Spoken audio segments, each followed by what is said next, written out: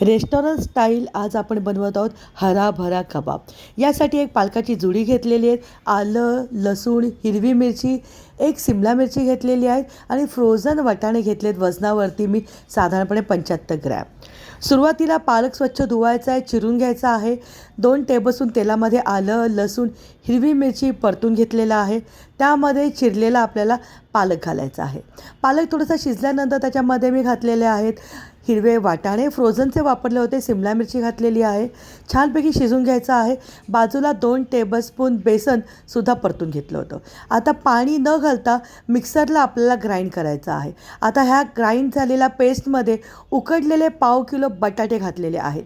यामध्ये चवीप्रमाणे मीठ घातलेलं आहे, चाट मसाला घातलेला आहे आणि 2 टेबलस्पून कॉर्नफ्लॉवर आणि साधारण पाव कप मी घेतलेले ब्रेड क्रम्स.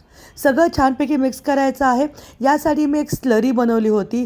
त्यासाठी इथे वापरलेला आहे पाव कप कॉर्नफ्लॉवर आणि पाव कप मैदा.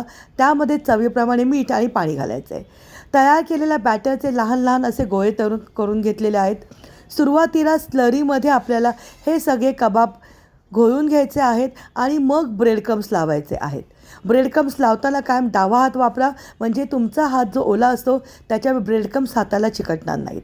आता मंद आचेवरती हे छानपैकी तळून घ्यायचे.